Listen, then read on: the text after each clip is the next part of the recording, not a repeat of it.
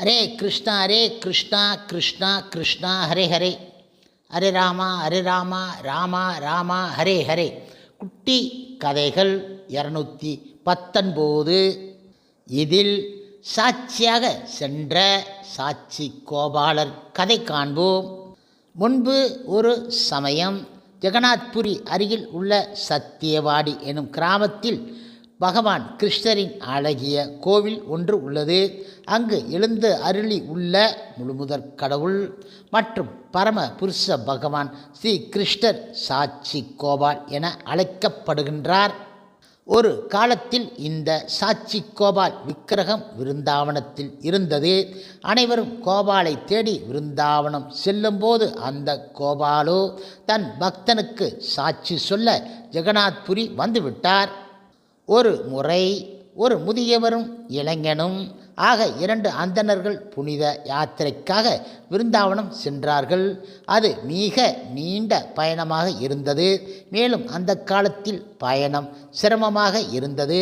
ஆனால் பிரயாணத்தில் இளைஞன் முதியவருக்கு மிக மிக உதவியாக இருந்தான். அதனால் மிகவும் நன்றி கடன்பட்ட முதியவர் அந்த இளைஞனிடம் விருந்தாவனம் சென்று சேர்ந்தவுடன், ஓ எனது அன்பு மகனே, நீ எனக்கு மிகவும் தொண்டு செய்து இருக்கின்றாய். நான் உனக்கு மிக மிக கடமைப்பட்டு இருக்கின்றேன். இந்த தொண்டிற்கு கைமாறு செய்யும் விதமாக உனக்கு ஏதேனும் பரிசு அளிக்க விரும்புகின்றேன் என்றார் அவர். அதற்கு பதிலாக அந்த இளைஞன், ஓ அன்புள்ள ஐயா, எனது தந்தை போன்ற முதியவர் நீங்கள். உங்களுக்கு சேவை செய்வது எனது கடமை. எனக்கு ஊதியம் ஏதும் தேவை கிடையாது என கூறினான். ஆனால் முதியவரோ விட கிடையாது. ஓ இல்லை, நான் உனக்கு கடமைப்பட்டு விட்டேன், ஏதாவது அளித்து தீர வேண்டும் என வற்புறுத்திய முதியவர் அந்த இளைஞனுக்கு தனது இளம் மகளை திருமணம் செய்து கொடுப்பதாக வாக்களித்து விட்டார். முதியவர் செல்வாக்கு உடையவராகவும் இளைஞன் வறுமையில் வாடுபவனாக இருந்தார்கள். இதை கருத்தில் கொண்ட அவன், ஓ இவ்வாறு வாக்குறுதி செய்யாதீர்கள் ஐயா, ஏனென்றால் உமது குடும்பத்தினர் இதற்கு ஒருபோதும் ஒப்புக்கொள்ள போவது கிடையாது. நானோ பரம ஏழை, ஆனால் நீங்களோ பெரும் பணக்காரர். இந்த திருமணம் நடக்காது. எனவே இறைவனின் முன்பாக இவ்வாறு உறுதி செய்யாதீர்கள் என பணிவுடன் கூறினான். இந்த உரையாடல் விருந்தாவனத்து கோபால விக்கிரகத்தின் முன்னால் நடந்து கொண்டு இருந்தது. அதனால் முதியவர் அவர் கூறிய வாக்குறுதியை நிறைவேற்ற முடியாமல் போனால் கோபால் விக்கிரகத்தின் முன் அவர் கூறிய அந்த வாக்குறுதியை நிறைவேற்ற முடியாத அபராதத்திற்கு அவர் ஆளாக வேண்டும் என்பதை உணர்ந்த இளைஞன் மீண்டும் முதியவரிடம் வாக்குறுதி அளிக்க வேண்டாம் என வேண்டிக் கொண்டான். ஆனால் முதியவரோ விடாது தனது மகளை அவனுக்கு திருமணம் செய்து முடித்து கொடுப்பதாக இறுதி வரை வாக்குறுதி அளித்தார். இப்படியாக சில காலம் விருந்தாவனத்தில் தங்கிய பின்பு இறுதியில் இளைஞனும் முதியவரும் வீடு திரும்பிவிட்டார்கள்.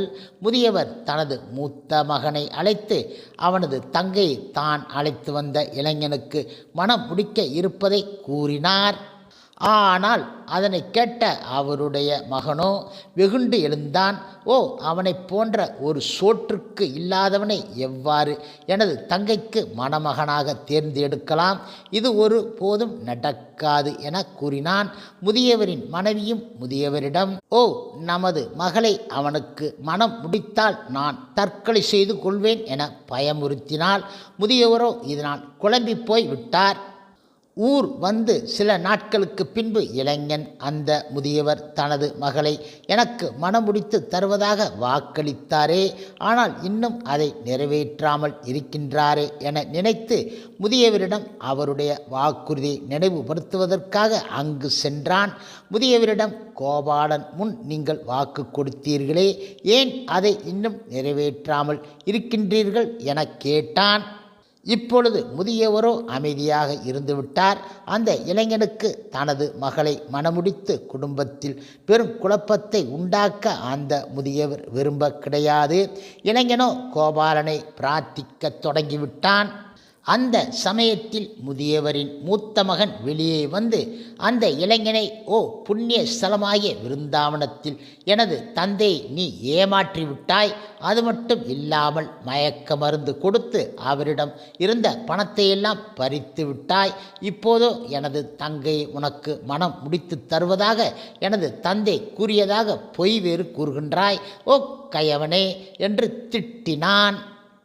முதியவர் இன்னும் திருமணத்திற்கு சம்மதிப்பவராகவே இருக்கின்றார் எனவும் அவர் குடும்பத்தினரே பிரச்சனைகளை உண்டாக்குகின்றார்கள் என்பதையும் உணர்ந்து கொண்டான் அந்த இளைஞன். இவ்வாறாக பெரும் கூக்குரல் எழவே மக்கள் கூட்டமாக கூடிவிட்டார்கள். அங்கு கூடிய மக்களிடம் இளைஞன் கோபால விக்கிரகத்தின் முன் முதியவர் தனது மகளை தனக்கு மணமுடித்து தருவதாக வாக்குறுதி அளித்ததையும் பின்பு குடும்ப பிரச்சனையால் கொடுத்த வாக்குறுதியை மீறுவதையும் கூறி முறையிட்டான். இப்பொழுது முதியவரின் நாத்திய மகனோ குறுக்கிட்டு, ஓ கோபால் சாட்சியாக இருந்தார் என இவன் கூறுகின்றானே, நல்லது, அந்த கோபால் வந்து எனது தந்தையின் வாக்குறுதிக்கு சாட்சி சொல்வாரே ஆயின் எனது தங்கையை இவன் மணந்து கொள்ளலாம் என கேலியாக கூறினான். கோபால் சாட்சி கூற வருவார் என்பதில் உறுதி கொண்ட இளைஞனோ, சரி நான் சென்று கோபாலிடம் சாட்சி கூற வருமாறு அழைக்கிறேன் என கூறினான்.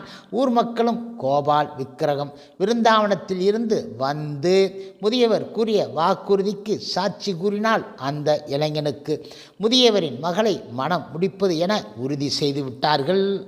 இப்பொழுது இளைஞனும் விருந்தாவனம் சென்று கோபால் விக்கிரகத்திடம், ஓ அன்புமிக்க பகவானே, நீங்கள் என்னுடன் வந்து ஆக வேண்டும் என நண்பனிடம் முறையிடுவது போல் முறையிட்டான். கோபால் வெறும் கல் என்றோ சிலை என்றோ அவன் நினைக்கவில்லை. அந்த விக்கிரகத்தினை கடவுளாக கருதினான் அவன். உடனே கோபால் விக்கிரகமும் அந்த இளைஞனிடம், ஓ நான் ஒரு சிலை, என்னால் எங்கும் போக முடியாது, உன்னுடன் நான் எவ்வாறு வர முடியும் என நினைக்கின்றாய் என கேட்க பதிலாக இளைஞன், சிலை பேசலாம் என்றால் நடக்கவும் செய்யலாமே என்றான் அவன். ஓ அப்படியானால் சரி என கூறிய பகவான், நான் உன்னுடன் வருகின்றேன், ஆனால் ஒரு நிபந்தனை, என்ன ஆனாலும் நீ என்னை பின் திரும்பி பார்க்கக்கூடாது, நான் உனக்கு பின்னால் வருவேன், எனது கால் சலங்கை ஒளியில் இருந்து நான் பின் தொடர்வதை நீ அறிவாய் என கூறினார். இளைஞனும் அதற்கு ஒப்புக்கொண்டு விருந்தாவனத்தில் இருந்து புறப்பட மூர்த்தியும் விருந்தாவனத்தில் இருந்து அவனை பின் தொடர்ந்தது. அவனது ஊருக்குள் நுழைவதற்கு சற்று முன்பாக சலங்கை ஒளி நின்றுவிடவே திடுக்கிட்ட இளைஞன், கோபால் எங்கே என திரும்பி பார்த்தான். அவன் திரும்பி பார்த்து விட்டதால் கோபாலும் அங்கே நின்றுவிட்டார், மேலும் நகரவில்லை. இளைஞனோ ஊருக்குள் ஓடிச் சென்று தான் சாட்சியாக அழைத்து வந்துள்ள கோபால் விக்கிரகத்தினை காண ஊர் மக்களை அழைத்தான். அவ்வளவு தூரம் பக்தன் பின்னால் நடந்து வந்த கோபால் மூர்த்தியை கண்ட மக்கள் வியந்து அவருக்கு கோவில் ஒன்றை கட்டி சாட்சி கோபால் என பெயரிட்டு வழிபட்டார்கள். இப்பொழுது ஊர் மக்களும் ஒன்று கூடி அந்த இளைஞனுக்கு அந்த முதியவர் கொடுத்த வாக்குப்படி அவரது மகளை மனம் முடித்து கொடுத்து விட்டார்கள். பகவான் கிருஷ்ணர் ஒவ்வொருவருடைய இதயத்திலும் பரமாத்மாவாக குடியிருந்து நம்முடைய செயல்களுக்கெல்லாம் சாட்சியாக அமைகின்றார். இதனே பகவத்கீதை 9.18 நானே இலக்கு, நானே காப்பவன், நானே தலைவன், நானே சாட்சி, நானே வசிப்பு இடம், நானே அடைக்கலம் மற்றும் மிக நெருங்கிய நண்பன், நானே படைப்பு, நானே அழிவு, நானே எல்லாவற்றின் ஆதாரம், நானே தங்குமிடம் மற்றும் நித்தியமான விதையும் ஆவேன் என பகவான் கிருஷ்ணர் கூறுகின்றார். உடல் எடுக்கும் ஒவ்வொரு ஜீவன் உடனும் பகவான் பரமாத்மாவாக குடியிருந்து தன்னை வந்தடையும் வரை வழிகாட்டும் உற்ற தோழனாகவும் செயல்படுகின்றார். இந்த கருத்தே ஸ்வேதாஸ்வர உபனிஷத், கத உபனிஷத் இரண்டும் ஒரே மரத்தில் குடியிருக்கும் இரு பறவைகளாக ஜீவாத்மாவையும் பரமாத்மாவையும் உவமைப்படுத்துகின்றன. மேலும் பகவான் கிருஷ்ணர் பரமாத்மாவாக மட்டுமில்லாமல் தேவைப்பட்டால் தன்னுடைய பக்தனுக்காக விக்கிரக வடிவிலும் சாட்சி சொல்ல வருகின்றார் என்பதை உறுதிப்படுத்துகின்றது இந்த வரலாறு. ஹரே கிருஷ்ணா கிருஷ்ணா கிருஷ்ணா ஹரே ஹரே, ஹரே ராமா ராமா ராமா ஹரே ஹரே.